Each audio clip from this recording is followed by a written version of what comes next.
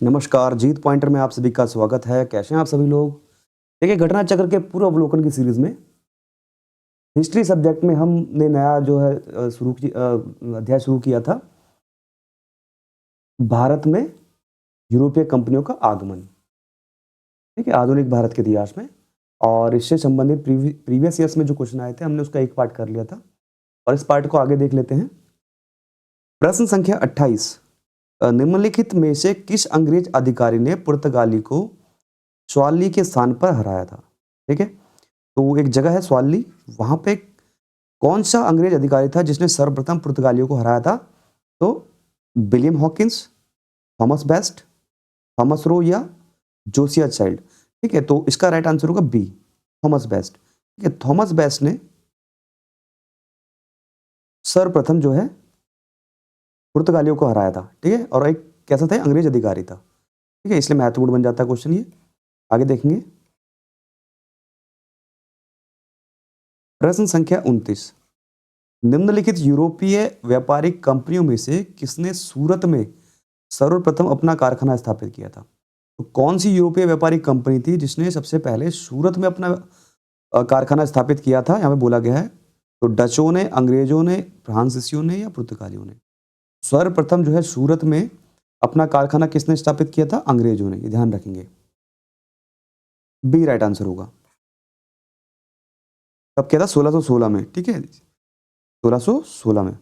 1613 में जो है इन्होंने सर्वप्रथम मसूलीपट्टनम में स्थापित किया था, जहांगीर जो स्थायी कारखाना स्थापित करने की अनुमति दी थी। ठीक है, बाद में। ठीक है, तो सूरत में जो है डचों ने फैक्ट्री करी 1616 में, और 1613 में जो है इन्होंने करी किसने? अंग्रेजों ने।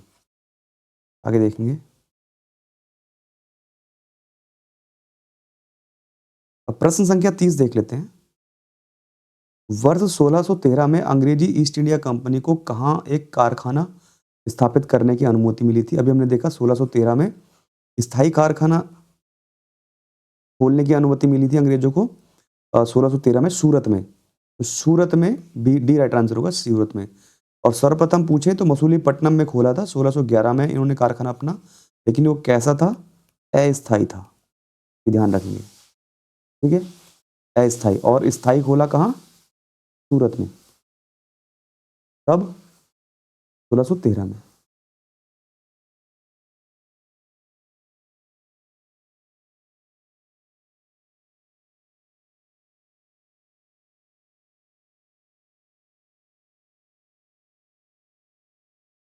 प्रश्न संख्या 31 देख लेते हैं। ईस्ट इंडिया कंपनी के प्रारंभिक दौर में वेस्टर्न प्रेसिडेंसी कहाँ थी? यहाँ पे बोला गया है, जो ईस्ट इंडिया कंपनी थी उसके समय में वेस्टर्न प्रेसिडेंसी कहाँ थी? तो सूरत में।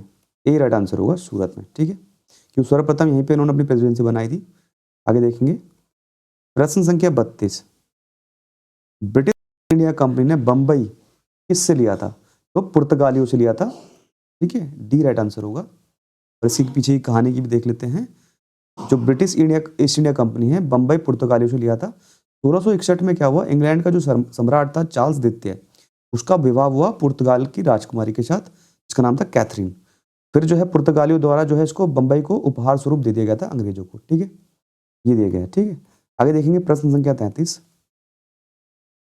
निम्नलिखित में से किस वर्ष प्रयागराज यानी उत्तर प्रदेश के किले पर अंग्रेजों का अधिकार हुआ था? तो डी राइट आंसर होगा, 1797 में। यूपीआरओ में आया है, 2021 का क्वेश्चन है। ठीक है, तो 1797 ईस्वी में जो है अंग्रेजों ने इलाहाबाद के दुर्ग में कब्जा कर लिया था। अवध के नवाब सैयद अली ने 1797 ईस्वी में प्रयागराज यानी इलाहाबाद का किला अंग्रेजों को सौंप दिया था। ठीक है, प्रश्न संख्या 34 देख लेंगे। ईस्ट इंडिया कंपनी के किस अंग्रेज गवर्नर को औरंगजेब द्वारा भारत से निष्कासित किया गया था? ठीक है, तो सर जॉन चाइल्ड को जो है औरंगजेब ने भारत से निष्कासित कर दिया था, क्योंकि क्या है, जो मक्का मदीना जाने वाले जो यात्री थे उनको परेशान कर रहा था। बंबई के अंग्रेज गवर्नर जनरल जॉन चाइल्ड ने 1688 ईस्वी में बंबई और पश्चिमी समुद्र तट के मुगल बादशाहों को घेरा डाला था। मक्का जाने वाले जो हज यात्री थे उनको बंदी बनाने का प्रयास किया था। इसलिए क्या है, औरंगजेब ने इसको जो है भारत से निष्कासित कर दिया था। किसको? सर जॉन चाइल्ड को। प्रश्न संख्या 35 देख लेंगे। और निम्नलिखित में से प्रथम कर्नाटक युद्ध का कौन सा तात्कालिक कारण था? देखिए यहाँ पे ये बोला गया है, वैसे जो कर्नाटक का युद्ध का जो कारण माना जाता है वो उत्तराधिकार का युद्ध माना जाता है, ठीक है, या जो यूरोप में जो युद्ध चल रहा था। लेकिन अगर तत्कालिक कारण बोले तो यहाँ पे हुआ क्या था, अंग्रेज और फ्रांसीसियों की प्रतिद्वंदता, ऑस्ट्रिया की राजगद्दी का जंग, ये तो यूरोप में चल रहा है। तत्कालिक यानी प्रेजेंट कारण पूछ रहा है। तो सी है कर्नाटक की राजगद्दी का मसला सॉरी, और अंग्रेजों द्वारा फ्रांसीसी जहाजों का अधिग्रहण। तो हुआ क्या था, अंग्रेजों ने क्या किया था उस समय तत्काल में, फ्रांसीसियों के जहाज पर अधिग्रहण कर लिया था, यानी अधिकार कर लिया था, जिससे जो है कर्नाटक का प्रथम युद्ध हुआ था, ठीक है, ये तात्कालिक कारण है। तो कर्नाटक जो हुआ वो 1746 से 48 ईस्वी में ऑस्ट्रिया के उत्तराधिकार युद्ध के कारण होना था, लेकिन 1740 में प्रारंभ हुआ का विस्तार मात्र था। ग्रह सरकारों की आगे के विरुद्ध ही दोनों दलों ने 1746 में युद्ध प्रारंभ हो गया था, ठीक है। जो अंग्रेज कैप्टन था बर्नेट के नेतृत्व में अंग्रेजी सेना द्वारा कुछ फ्रांसीसी जहाजों पर अधिकार कर लेना युद्ध का तात्कालिक कारण था। आगे देखेंगे प्रश्न संख्या 36।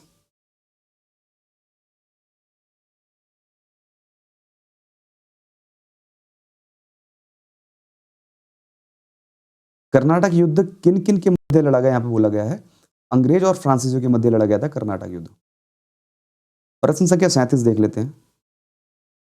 सूची फर्स्ट को सूची सेकंड के साथ सुमेलित कीजिए और सूचियों के नीचे दिए गए कूट के उपयोग से सही उत्तर चुनिए। तो प्रथम कर्नाटक युद्ध है, ठीक है, पूछा गया है कि किससे हुआ है, उसका निर्णायक क्या हुआ, या तृतीय कर्नाटक युद्ध का, तृतीय कर्नाटक युद्ध का, प्रथम मैसूर युद्ध का, ठीक है, ये बोला गया है, ठीक। तो एक बार देख लेंगे फिर भी, ठीक है। देखिए तो मिलाना है, जो प्रथम कर्नाटक युद्ध समाप्त हुआ था वो हुआ था एक्सला चैपल की संधि, जो एक्सला चैपल की संधि थी उससे प्रथम कर्नाटक युद्ध का समापन हुआ। और तृतीय कर्नाटक युद्ध जो है पेरिस की संधि से समाप्त हुआ, इसका अंत हुआ। और द्वितीय कर्नाटक युद्ध जो है अनिर्णायक रहा था, ठीक है। और प्रथम मैसूर युद्ध में क्या हुआ था, ब्रिटिश की हार हुई थी, ये होगा, ठीक है। तो यहाँ पे बोला गया जो प्रथम कर्नाटक युद्ध है, जो एक्सला चैपल की संधि हुई यूरोप में, ठीक है, उससे जो है प्रथम कर्नाटक युद्ध का अंत हुआ। तृतीय कर्नाटक युद्ध का अंत पेरिस की संधि से हुआ। और द्वितीय कर्नाटक युद्ध जो है अनिर्णायक रहा था, उसका कोई रिजल्ट नहीं निकला। और जो प्रथम मैसूर युद्ध था उसमें क्या हुआ था, ब्रिटिश की हार हुई थी, ठीक है, ब्रिटिश की हार हुई थी। यहाँ पे बोला गया है प्रश्न संख्या 38।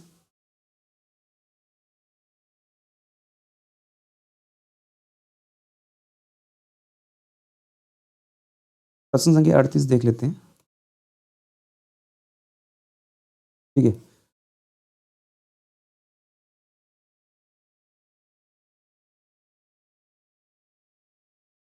ये बोला गया प्रश्न संख्या 38, निम्नलिखित में से कौन सा एक सही सुमेलित नहीं है, बोला गया है। जो कर्नाटक का प्रथम युद्ध हुआ था 1746 से 48 के बीच में हुआ है। और द्वितीय युद्ध देख लेंगे 1749 समथिंग के समथिंग हुआ है। और कर्नाटक का तृतीय युद्ध बोला है 1758 से 63 के मध्य। इसमें थोड़ी कन्फ्यूजन है, देख लेंगे फिर भी। और पानीपत का जो तृतीय युद्ध हुआ 1761 में, ये तो सभी जानते हैं, ठीक है, ये भी सही है, पानीपत का तृतीय युद्ध। और जो प्रथम कर्नाटक युद्ध हुआ 1746 से 48 के मध्य हुआ था, ये भी सही है। द्वितीय युद्ध जो हुआ 1749 में हुआ था, ठीक है, 1749-50 के मध्य द्वितीय युद्ध हुआ था। तो यहाँ पे बोला गया है कौन सा सुमेलित नहीं है, तो बी राइट आंसर होगा। और कर्नाटक का तीसरा युद्ध हुआ था 1758 से 63 के मध्य, ठीक है। और पानीपत का युद्ध हम देख चुके हैं 1761 में हुआ था, ठीक है। आगे देखेंगे प्रश्न संख्या 39। निम्नलिखित में से कौन सा प्रथम यूरोपियन व्यक्ति था जिसने भू क्षेत्र अर्जित करने के उद्देश्य से भारतीय राजाओं के झगड़ों में भाग लेने की नीति आरंभ की थी, ठीक है। तो एकमात्र जो है ये अधिकारी था डुप्ले, ठीक है। ये जो है इसने सबसे पहले क्या किया, जो राजा महाराजा थे उनके झगड़ों में भाग लेने की नीति आरंभ की, नहीं हस्तक्षेप करना प्रारंभ किया था, किसने, डुप्ले ने, ठीक है। प्रश्न संख्या 40 देख लेंगे। भारत में फ्रांसीसियों ने अपना सबसे पहला कारखाना निम्न स्थानों में से कहाँ खोला। तो फ्रांसीसियों ने सबसे पहला कारखाना कहाँ खोला था, सूरत में खोला था, ठीक है, ये ध्यान रखेंगे, ए राइट आंसर होगा। लुई 14वें के मंत्री कलबर्ट द्वारा 1664 ईस्वी में फ्रेंच ईस्ट इंडिया कंपनी की स्थापना हुई, जिसे कंपनी देश इन देश ओरिएंटल्स कहा गया है, ये कहीं पूछा नहीं गया है, ठीक है। और सबसे पहले इन्होंने कहाँ बोला, सूरत में इन्होंने फ्रांसीसियों ने सबसे पहला अपना कारखाना खोला था 1668 ईस्वी में, ठीक है। आगे देख लेंगे। प्रश्न संख्या 41, फ्रांसिस ईस्ट इंडिया कंपनी संस्थापित हुई थी लुई 14वें के शासनकाल में, अभी मैंने थोड़ी देर पहले देखा, ये राइट आंसर होगा।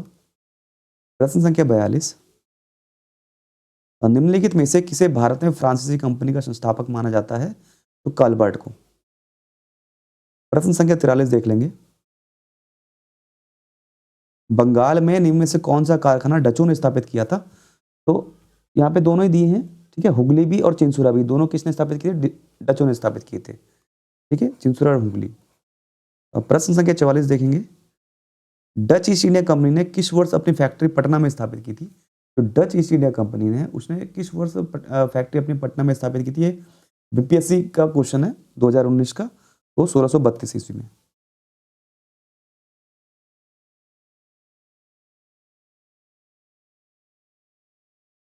प्रश्न संख्या 45 देख लेते हैं। फ्रांसीसी दक्कन में शक्ति आंदोलन स्थापित करने में असफल रहे, तो दक्कन दक्कन भारत है ना, डेक्कन प्लेटू, उसमें जो है फ्रांसीसी जो है असफल रहे शक्ति आंदोलन स्थापित करने में, क्यों। डुप्ले सक्षम सेनापति नहीं था, ये बिल्कुल गलत बात है। अंग्रेजों की फौज शक्तिशाली थी, बिल्कुल बी राइट आंसर होगा, क्योंकि उस समय जो है अंग्रेजों की फौज बहुत शक्तिशाली। प्रश्न संख्या 46, निम्न यूरोपीय शक्तियों ने भारतीय व्यापार में समय समय पर प्रवेश किया। यहाँ पे क्रम पूछा गया है कि सबसे पहले कौन आए, फिर इनका क्रम बताना है, ठीक है। तो सबसे पहले आपको पता है सबसे पहले कौन आए, पुर्तगाली आए, ठीक, भारत में। उसके बाद डच, उसके बाद अंग्रेज, देन फ्रांसीसी। तो चार, सबसे पहले पुर्तगाली, फिर डच, फिर अंग्रेज और फिर फ्रांसीसी। 4 2 1 3, बी राइट आंसर होगा, 4 2 1 3, ठीक है। ये क्रम बहुत ज्यादा पूछा जाता है। तो सबसे पहले आए पुर्तगीज, फिर डच, फिर अंग्रेज एंड देन फ्रांसीसी। प्रश्न संख्या 47 देख लेते हैं। सूची फर्स्ट को सूची सेकंड के साथ सुमेलित कीजिए, सूचियों के अंत में दिए गए कूट से सही उत्तर चुनिए, ठीक है। यहाँ पे सूचियों को मिलाना है, ठीक है। कौन सा पार्ट, यहाँ पे कुछ भारत के कुछ हिस्से दिए हैं, जैसे पांडिचेरी, गोवा, टनकेवार और सद्रास, ये किस किस किस से संबंधित थे, यहाँ पे ये पूछा गया है, ठीक है। वैसे तो बहुत हैं, ठीक है। तो पौंडीचेरी जो है वो किससे संबंधित था, फ्रेंच से, ठीक। गोवा में लास्ट में 1961 तक गोवा में कौन थे, पुर्तगीज थे, ठीक है। और सद्रास जो है डचों से संबंधित था, ठीक है। टर्न के बाद जो है डैनिश, यानी जो डैनिश थे उनसे संबंधित था, और सद्रास डचों से संबंधित था। तो पौंडीचेरी जो है फ्रेंच यानी फ्रांसीसी के अधिकार में था, गोवा पुर्तगीज यानी पुर्तगालियों के अधिकार में था, तो टर्न के बाद था उस समय वो डैनिश के अधिकार में था, और सद्रास डचों के अधिकार में था, ठीक है। तो आप मिला लेना इसको, तो इस तरीके से होगा 2 3 4 1, ए राइट आंसर होगा, ठीक है, ए राइट आंसर होगा। प्रश्न संख्या 48 देख लेते हैं। उस क्षेत्र की पहचान करें जहां से यूरोप वासियों को सर्वोत्तम सोरा और अफीम प्राप्त होता था, एकमात्र जगह थी बिहार, ए राइट आंसर। प्रश्न संख्या 49, अंग्रेजी शासन काल में भारत का कौन सा क्षेत्र अफीम उत्पादन हेतु प्रसिद्ध था, बिहार। प्रश्न संख्या 50 देख लेंगे। निम्नलिखित यूरोपियों में से कौन सा एक स्वतंत्रता पूर्व भारत में व्यापारी के रूप में सबसे अंत में आए हैं, तो फ्रांसीसी सबसे अंत में आए हैं, ये बोला जाता है।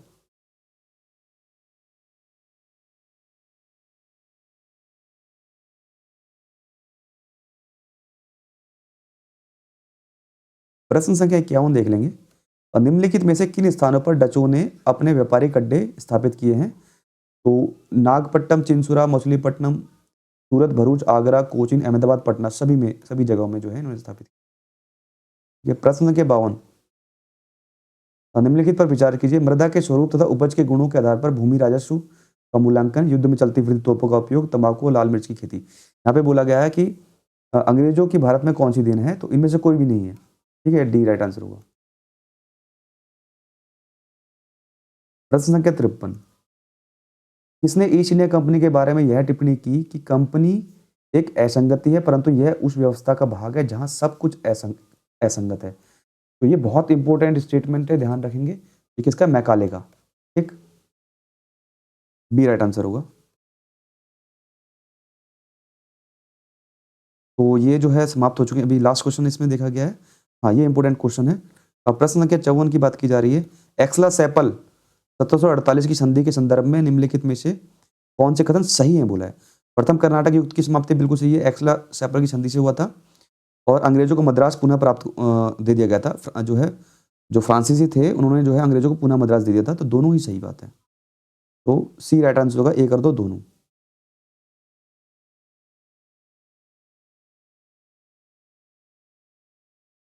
प्रश्न संख्या 55 देख लेते हैं। भारत में अंग्रेजों की सफलता तथा फ्रांसीसियों की असफलता के कारण कौन कौन से? अंग्रेजों को बंगाल विजय से अपार धन एवं जनशक्ति का मिलना और अंग्रेजों की बेहतर नौसैनिक ताकत। देखिए, मुझे लगता है दोनों ही स्टेटमेंट सही है। ठीक है, दोनों ही इसमें स्टेटमेंट सही है, दोनों, एक तथा दो।